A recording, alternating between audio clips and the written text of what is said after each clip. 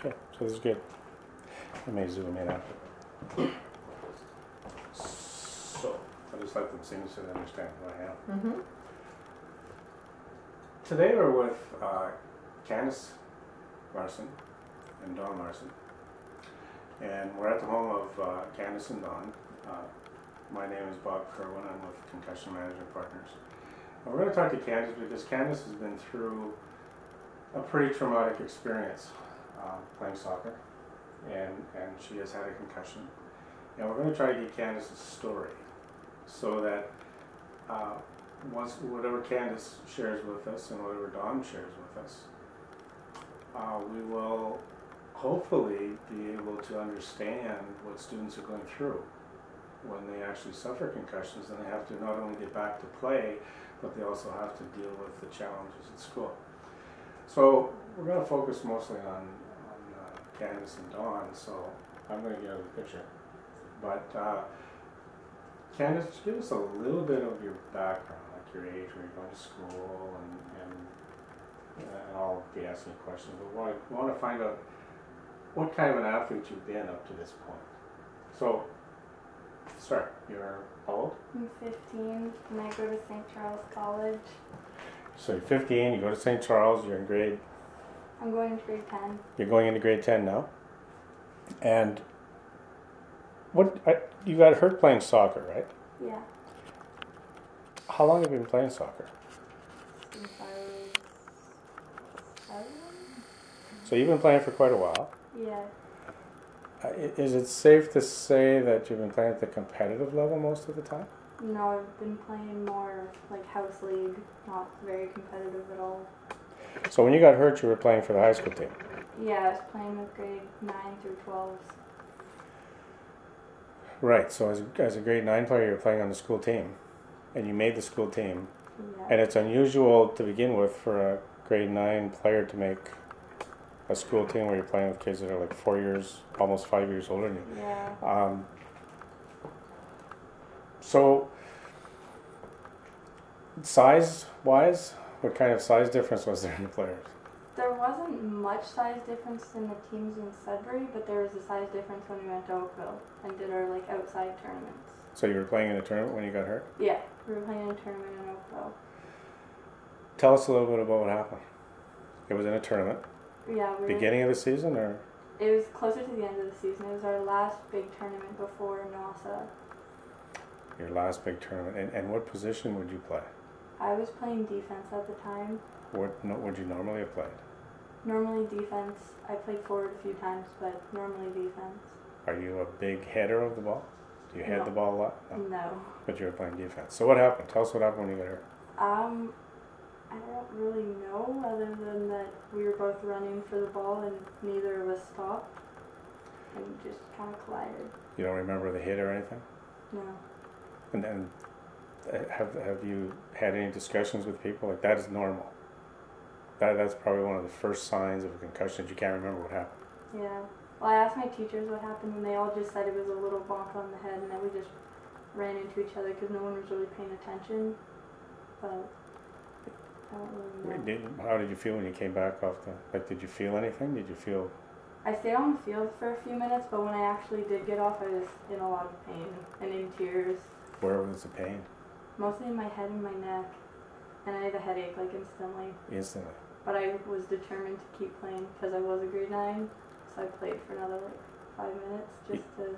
You went back on? Yeah. Or you stayed on? Well, I stayed on. And you played for another 5 minutes? Yeah, and then it was halftime, so I got off and that was the end of it. I couldn't play anymore. And Dawn, you weren't at the game? I wasn't at the game because as a grade 9, you know, I really thought, and she thought she was going to be sitting on the bench for a long time because the teachers and the soccer coach had said, you know, she's got great skill, and they were, you know, playing her a lot intermittently here in Sudbury. But we really thought when she got to a tournament, she wouldn't be playing a lot, being a grade 9. And so, she said, don't even worry about coming. So I didn't, and never thought about all the other age groups she was playing with as well, and really didn't kind of give it a second thought about skill level or, you know, difference in aggression level or anything like that when she went out. Had you ever been hurt during the season before that? In this season or at all? Sure, at all. At all? Yeah, I got a ball right to the face, but I didn't have any of the concussion symptoms like I did this time. How long ago was it that you got hit? 2 years? So it was a couple of years. It was a couple of years, and it was a full-on, she played co-ed soccer, so it was a 16-year-old boy kicking a ball into her face. Yeah. And so as far as you're concerned, and I guess as far as you're concerned, Dawn, you don't think she's ever had a concussion before? Yeah, we didn't think that that was a concussion just because of the soft impact. The ball, you know, kind of, I could see it physically kind of going around her face. It was that kind of high impact, but she didn't. She recovered quickly and kept playing. Again, there's a lot of adrenaline going, just like there was in this tournament where she kept going. Mm-hmm. But they pulled her. The coach pulled her off at this time, and then applied ice and did all of the necessary things in case there was a concussion. Whereas this recent incident, nobody really even kind of approached it that way. Could the coaching staff have even assumed you had a concussion from the way you were acting after? Yeah, I think so. So at halftime? At halftime I was laying on the ground on, like we had garbage bags because it was just finished raining. I was laying on garbage bags, crying, holding my head, and I was telling them like it was spinning, I couldn't see this. Like, there were certain parts of the sky that were blurry, and they just, like, I don't know, I guess it seemed like one, but not bad enough. So was that the first game of the tournament, or? No, it was our last game. Was your last game too? So Yeah. you played how many games? I think we played 5 games. And you have no idea whether you got hit or dinged or headed the ball or bumped into people? I know that she was huge, so I know that there was a girl that I ran into. She was pretty big, and she was in grade 12, but I don't know. And did you hit the ground? Can you remember? Did anyone It tell you? The teacher, the only thing that the teacher saw was my head hit the ground. Okay, so they didn't see it hit the girl. Okay. So regardless of how you got the injury, what happened afterwards? Like, obviously you came home. Yeah. Well, what happened was they were 4 hours out of town, so they came home on a bus, and so Candace was very sleepy and groggy on the bus, and so the teachers had a student come by every once in a while and wake her up, but they let her sleep in between.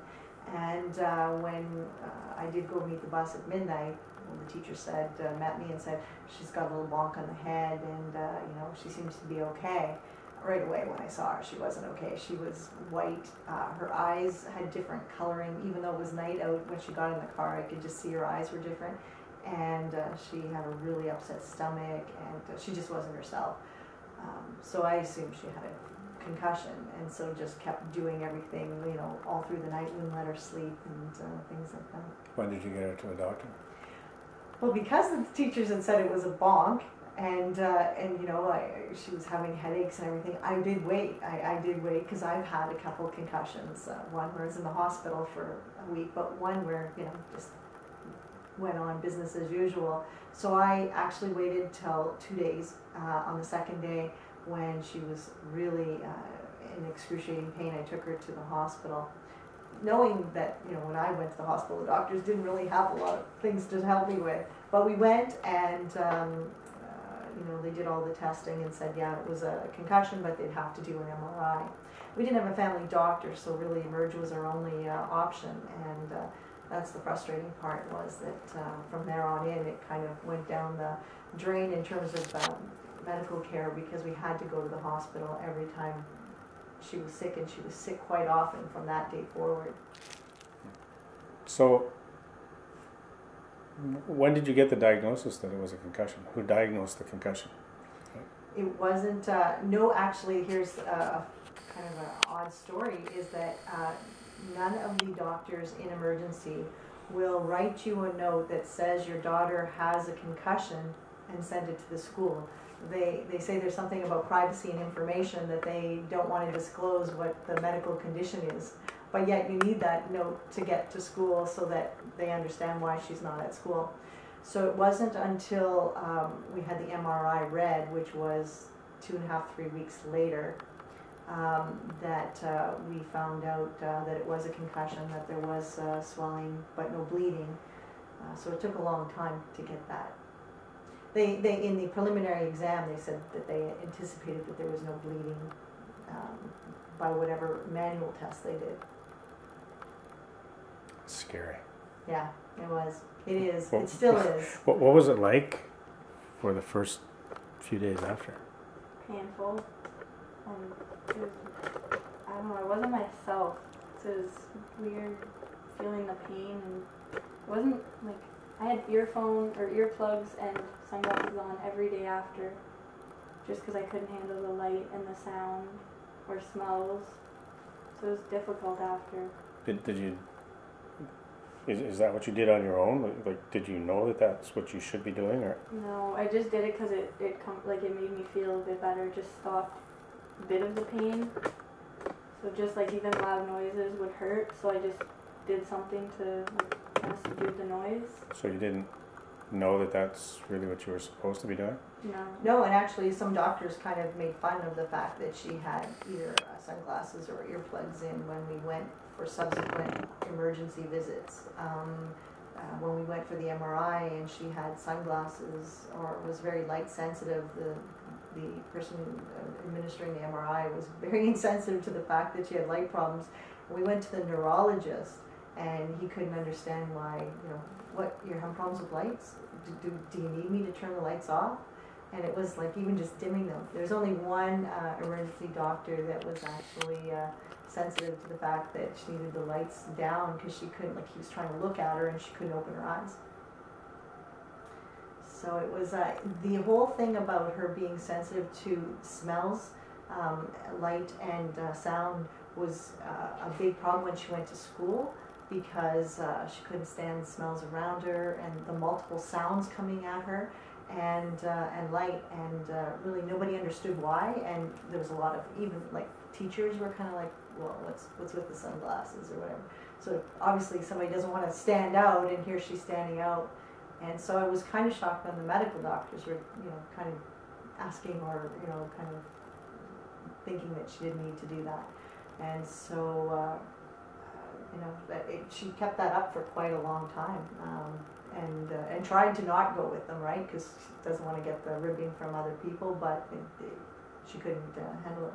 She tried to go back to school within days, because she's one of these super students that doesn't like to miss school, and she couldn't do it. And here's this healthy kid in school, healthy looking kid, but her head's like, she's in so much pain, like she'd cry for hours because of the headaches and the nausea, and yet, from the outside she looked like somebody that was very healthy.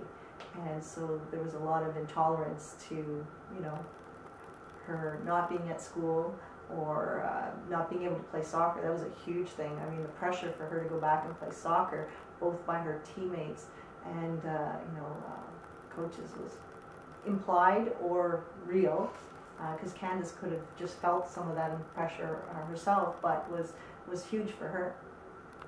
The season wasn't over yet then? No, we did that tournament, and then we played a few more games and we qualified for NASA. So we were going to NASA, I think it was 2 weeks after my concussion, and they wanted me to play, and when I said I couldn't play, they wanted me to take the bus with them to go and support them. But I couldn't even do a car ride to the hospital, let alone, I think it was a 3-hour car ride to the game. There was no way I was doing that. It was just pressured by the team to actually go and support. Were you the first person that had a concussion on the team that year? I think I was the first person that had a concussion for years.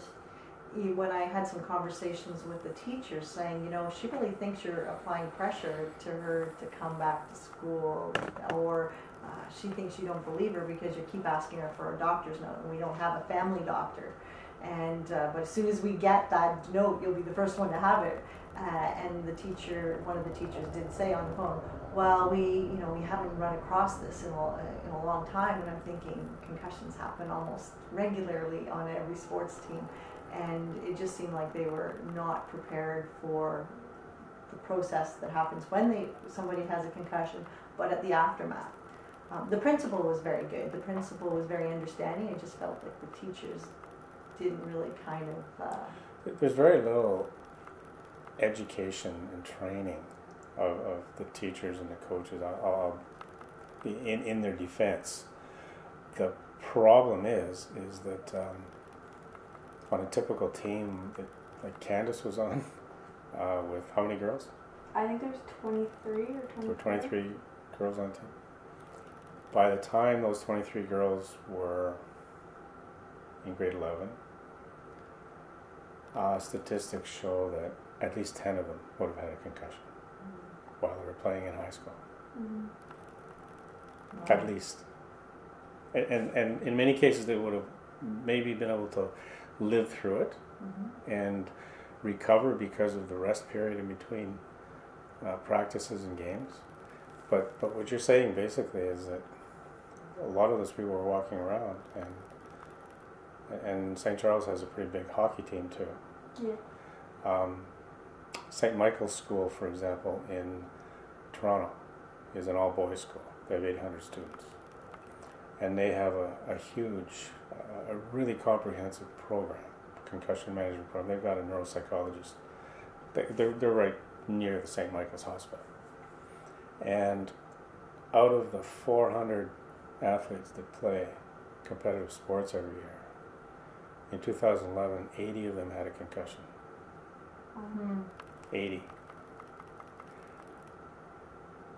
And 1/3 of them was their first, 1/3 of them was their second, and 1/3 of them was their third or more concussion. And that's a typical high school. Wow. So the problem with the statistics is that the identification of the concussions is so difficult. You obviously had a pretty bad one, because how many months has it been since your injury? It's been almost 90 days, and she still has severe headaches and low energy, and a lot of still side effects. I guess the great significant improvement is that her personality is coming back. Her personality totally changed with this concussion. She's unusually a happy-go-lucky, bubbly person, very optimistic, and you could see her in excruciating pain. So that was, definitely a reason. But she was very negative, very edgy, very withdrawn, and very depressed. Depression was a big part of this concussion, because you have a person who's a type A, who's a go-getter, who's an achiever, and she couldn't read, watch TV, go on her computer, text, couldn't even sit up to communicate with her friends. So her whole friends kind of like disappeared for that time, because she couldn't even sit up on a couch and communicate with them. What's amazing is everything you were doing with a person with a doctor who was familiar with sports injuries.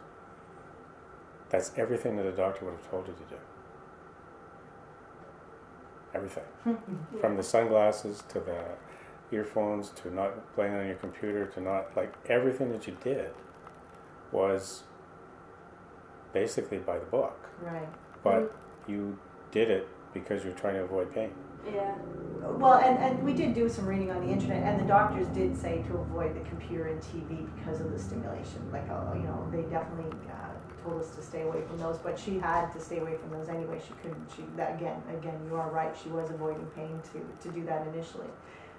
But it was almost 60 days before she actually could turn a TV on or a computer. So this injury that we're talking about then took place when? It's been 3 months. So when was it? What exactly? May 9th. How did the year finish? School year? I didn't do much. I did 2 full days of school from May 9th to June 14th. Two full days a week or 2 full days? No, 2 full days period. Okay. And the rest of the time I did probably 2 half days each week, and by the end I did 3 half days. So what happened with your? You didn't have to write exams or anything, did you? I was like, we get exempt from exams if we have 75 or higher and miss less than 10 days. So I already had that before my concussion, so they continued it because my grades were so high. And all I had to do was a few small projects in certain classes just to kind of finish off the year to prove that I understood what we were learning. And how was that? How were you able to cope with that? They were difficult. It took, I had to do a slideshow, and the slideshow alone took me close to 2 weeks just to finish it and hand it in. So it was longer than it would normally take me. And she's like ordinarily a 95 student and an overachiever. Like when something has to be done, she has it done 2 weeks in advance to pick up those next 5 bonus points. So this, in her mind, like the whole concept of not going to school and missing out school, and what her teachers thought of her was huge and really impacted her. And when she tried to do the stuff, the work, she wasn't supposed to try to be on the computer and all that, but she didn't want to say no to them because she was so afraid about where her marks would be. And they were very accommodating at this point, because by this time we have had a doctor's note. We've been to 8 doctors. We've had an MRI. 8 doctors? We've seen 8 doctors. 8 different doctors? Yeah. 8 different doctors, and none of them could tell us what to do or where she was going to be. Neuropsychologist, neuropsychiatrist was very good in that he gave us some ideas of what was happening, like the whole mechanics of what happened to her head, and how long it might take, and but really nobody could tell us what to do, how it was going to impact her, and we still don't know when she goes to school in September how she's going to react with schoolwork and the pressure and whatever. How do you feel about reading now? Does reading still bother you? Reading, I could read like 2 pages and then I'll have to relax for a few hours because it'll like overstimulate me still. So it'll have to take time out. And how do you feel about that? It frustrates me because normally that's not me. Normally I'm like go, go, go and get everything done as fast as I can to the best of my ability, and now I can't do any of that. So it slowed me down a lot. And you understand that what you have to do is force yourself not to get upset. Yeah. Because the more you get upset, every time you get to that second page, your brain is going to say, it's a danger, I'm not going to get farther. And you get, like, the brain will react, and there'll be that fear that you can't go any further. And at that point, then you won't be able to go any further. Mm-hmm. So you basically have to be happy that you can do 2 1/4 pages and stop and not be frustrated. But that's all part of the coaching. This is obviously you've got some pretty long-term post-concussion symptoms, and you're a pretty good student. So you're going into grade 10. It's not yet the most critical year. No. I mean, grade 11 is a big year, but inside, what's your anxiety level? You're a month away from starting school. How do you feel about going back? I'm terrified. Yeah. And Scary. and her the pressure she applied to herself on the last month of school, and the fear she had about not doing well in school, and the pressure she got from the students who were kind of teasing her and bullying her, saying, well, it must be nice not to have to write this test or this exam, and here's a kid who lives for exams and tests, and not able to do it. And in her mind, she's a failure. So there was a lot of real depression associated with that. That was one of the biggest things to overcome. Even this week, the new challenge is she's not physically where she thinks she should be in health-wise, in that she was muscular and athletic, and she feels flabby and out of shape. And to say to her, look, you're baby steps. And her body shuts down physically and mentally when she's done too much. So she can't even go over that, right? So she's having a hard time this week. The challenge is to, remind her that, you can't be working out 2 hours. You've got to just slowly do that, get back into shape. Are you doing any physical exercise? Yeah, I started working out again the starting of this week. I made workout plans for myself to try to get myself back into shape before school starts. And who's been helping with those plans? Just me. She's been researching and... So what is your plan? Like what are you planning on doing? My plans are mostly lower body workouts, running, training for soccer again, so ball handling, and ab workouts to try to get back into. You're actually doing sport specific? Yeah, I'm trying to train for soccer mostly because I didn't train this summer because of my concussion, so I'm trying to get back into that. So when is the soccer season? Soccer season is until second semester. Okay. So Are you doing any bike riding or walking? I'm doing walking, yeah. And how much can you do before you get tired? Or? Like 2 blocks maybe, Well, that's not good. much. But you're not trying to push beyond that. No, but You're compared to going- what I used to be able to do, that's Yeah. nothing. But you're going basically as far as you can until the symptoms come back, and that basically is being tired, and then you're Yeah. stopping. Hopefully you don't have to walk back 2 blocks once you find out you can't go any No. further.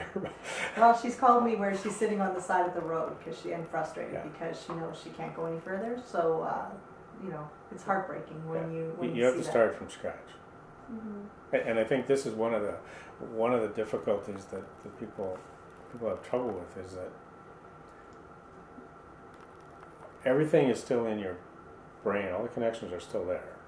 It's not like they've disappeared, but it's like if you haven't done any kind of workout all summer and you get ready for soccer, well, then you can't run full out in your Yeah. first practice. You've got to Mhm. prepare yourself and gather yourself. And so what's happening with a concussion now is that you can't see the muscles that are hurt, but they're there, and they are injured. So as you're trying to physically get yourself back in shape, you've got to more or less start as if you've never played the game before. Yeah. Mhm. And all those connections they're going to come back faster because they've already been there. Mhm. But you're going to have to start from the beginning and gradually work your way through. But ideally, you've got a trainer who's bringing you through that progression, Mhm. because it's not something that you really should be doing on your own, Mhm. because quite often you might push yourself too far, Mhm. and then you regress back so far that you go back 2 steps instead of moving forward. But I think I'm really almost, I don't want to say more concerned, but I'm concerned about the return to learn, the return to school, and return to normal. Mhm. And that's like, that has to be frustrating for a parent. Well, there was, many parts. Being a teenager, she had started a job, and it was a job where there's blenders and lots of noise. And she was so afraid she was going to lose her job because she was sick and had to take time off. Now the employer was very understanding and very accommodating, but she had to go back to a job where there was a lot of noise and a lot of high pressure. And she felt like she had to go back. She'd made a commitment, so she, again, as a teenager, was doing 1 or 2 shifts a week. When it just recently started back, I think about this whole thing that scares me is, here's a kid that's a very high achiever. So thankfully she had a high mark. But what if she was an average student? What would have happened? Or she was a very articulate student, where she actually put the teachers in their place and said, no, this is all I can do. You need to understand that. And spoke that way to me too. And then the other part was that she was physically in optimal shape and could recover. If this is as slow as it is, can you imagine somebody who would be in less shape than she was? Yeah, so really, Candace is a completely different person right now from before that injury. And I guess the only thing that you have to keep in the back of your mind is that you will get back. That the old Candace will return. It's not that you will forever be like this. Mm-hmm. It's just that what happens now, and this is something that has to get across to students and parents and teachers and coaches, is that your injury, for some reason, is taking a lot longer to recover than a lot of other people. And that's got nothing to do with whether you are any weaker or that. It's probably got a lot to do with the parts of the brain that got hurt and the connections that got hurt.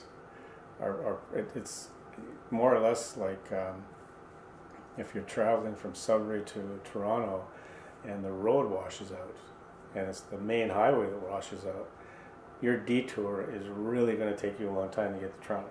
But if you're trying to travel from Toronto to Niagara Falls or to Toronto to London, and the highway washes out, it's not going to take you very long to detour, Mm-hmm. because there's a lot of alternate routes, So whatever's happening in your brain, that section of the brain must have been connected to a lot of, it was probably a major artery that got damaged. Well, the neurologist said it was a double concussion, so it was a front and back, is what they kind of alluded to why it's taking so long for her to recover. Yeah, it damages more parts of the brain. But and they said it was all this side here, so my, like, when people were talking and reading and everything. because different parts of the brain control different Yeah. areas. But it's, I guess the biggest thing is getting through this frustration and the stress and the worry about the slow recovery. And that's where, I guess that's where the stress and the mental pressure is going to come in. And then that just aggravates the situation. It's got nothing to do with the injury, but also that mental pressure is going to make things worse because it's overstimulating the parts of the brain that it's damaging. There's a lot of fear about what this school year is going to hold for, and you know, studying, which you know is going to be new for her again to try and put some pressure on her brain, and then she wants to go back to soccer, so there's that physical. So yeah, it's I'm tentative about school starting and how. You need a plan. You need an individual education plan. It is it's a learning disability right now. So you can't go in and expect to be normal and to be treated normal. So you have to have an IEP done. And I really think that the teachers will have forgotten too that in May she had the concussion and assume that all the months over the summer that everything's fine and good, and really we don't know. I mean, she's still just reading 2 pages when she's an aggressive reader and you know, a dynamic person and full of energy, and where we're not there, right? So to remind them in September, we're still recovering, or she's still recovering. I met a lady who was a lawyer who was in a car accident and got a concussion. She had exactly the same problem. But she was a lawyer. She said the most frustrating thing was she has to read. And she could only read 2 pages, and then she'd get tired, and she was getting frustrated. And that's what she had to train herself to be happy with 2 pages. Take a break and then go back and try to read 2.5 pages and be happy. Not be frustrated when you got to the 2 pages, but be happy and stop. Almost convince yourself that it's a good thing, that you're only reading an extra 2 lines more, and eventually you're going to get that.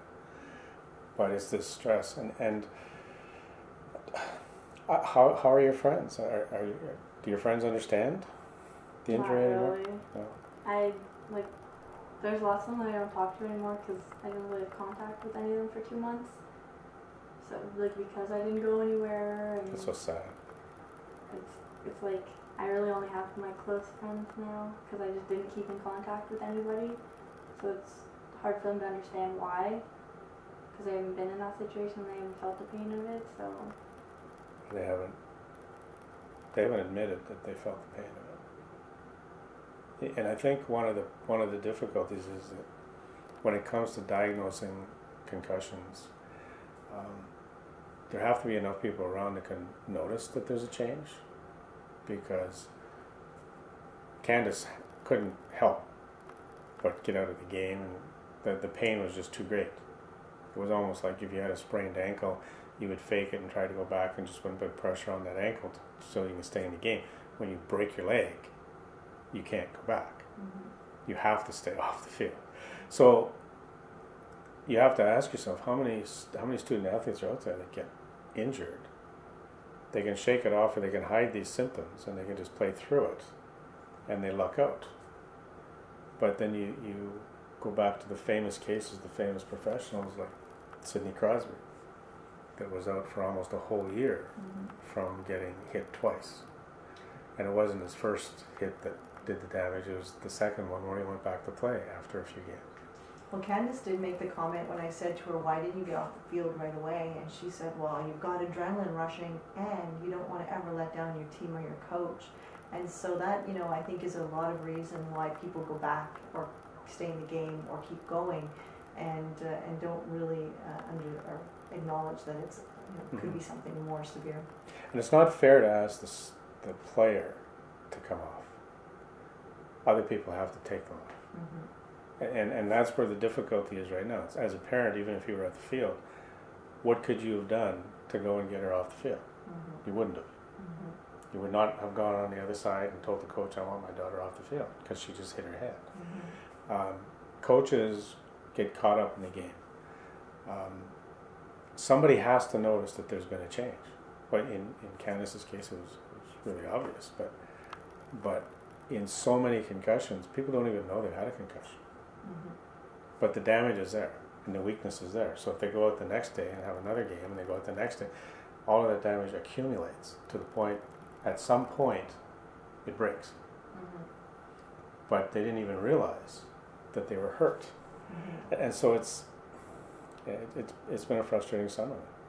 And even as a parent, I mean, I've had a couple of concussions when I was a teenager, and you know, in those days, you just brushed yourself off and you kept going, and you know, one of my concussions put me in the hospital for a while, but you know, the first one was like, just get up and go, it's no big deal. And so yeah, I you know, hopefully we start to look at them differently and say, wow, this is your brain and this is your life, and I think I see a difference from now that we've done so much research on concussions. Initially I thought concussions were only like, you know, just a couple of days and you get better, but after doing so much research and so many people coming to us, there's people that are years into concussions and aren't better. So, you know, it wasn't, she wasn't unusual now that we've seen so many other people that have had them long term. But the other thing is that we found a lot of people who had concussions but in a car accident, they're treated differently. They actually go to the acquired brain injury center. They're handled so much differently and cared for so much differently than a person with a concussion in sports. And yet the impact, from what we understand from now all these doctors, was the same. So we didn't get into the ABI center even though we asked, and we didn't get those referrals to other doctors. You know, most of these doctors we went to were private doctors that I paid for to get to, or emergency doctors through the hospital. So that was the frustrating part, is that, wow, you know, a car accident concussion shouldn't be any different or treated any different than a sports injury concussion. The difference is the liability. Yes. Yeah. And I think what's happening is a lot of the liability now is starting to come down the line, and people are starting to sue. You know, start lawsuits against schools and against teams for not taking good care of their athletes, and that's where I think that's where you're going to start to see more care being given at the younger levels. Aside from that, though, we're just about running out of time. But in terms of other people learning from what you're experiencing, I'm going to say you're experiencing because you're not finished it yet. I think your major challenge is going to come up in September and in the fall. But there's so much that people can learn from this. What would you like to get across to people? Is there any particular message or advice that you would have just off the top of your head? And I don't want you to get a headache out of this. I don't want you, but I mean, you've lived through something that I can tell you right now, a lot of people are living through. And there are a lot of personality changes that you've seen in kids. There's a lot of kids getting depressed. There's a lot of people that were really good in school and all of a sudden they're not good in school. Those are all symptoms of concussion. And you've experienced like the whole thing. You've gone to the buffet and you've had everything on the counter. Yeah. But this whole idea of feeling depressed and feeling anxious and not being able to read as well as you did before, kids change like that. People change like that, and in many cases people just pass it off as well. Their interests are changing, or they're growing older. Their hormones are different, and I think what doctors are starting to find out now is it may not have been anything to do that was natural. There may have been an injury that changed the way this person was, and so I mean, not to place any kind of a horror scene here, but your mother had 2 concussions. The mother that's here today may not have been the same mother she would have been if she hadn't had those 2 concussions. Yeah. Now, would she have been better or worse? Depends when we ask the question. But the thing is, people are, if we know how to allow people to recover, then we're reducing the risk that an injury will have a life-changing consequence. You have to continue for as long as it takes to recover so that you get back to where you were. If you come back too soon, then that injury may have altered your entire life. Yeah. So you just have to learn how to have a plan, follow through the plan, and when your head tells you, no, you've gone too far, you have to stop. That's going to be the toughest part. But from the sound of things, an equally tough part is the lack of knowledge of the people around you. I wish more people knew about concussions and knew how to treat it and how to treat a person that has a concussion, because it's difficult, like feeling helpless, not being able to explain to someone like what happened to you or how it happened, because you don't know, you blacked out, you can't explain how you got hit, but no one understands, like, this is the amount of pain I'm in, and even if you have headaches once in a while, you're not going to be able to compare it to mine. You don't understand the pain. No one just like sits back and does research on it. They all just assume it's a bonk, you're done in 2 weeks, like you're fine, but really it's nowhere close to that. It's more complex than that, and no one takes the time to really research it and understand it.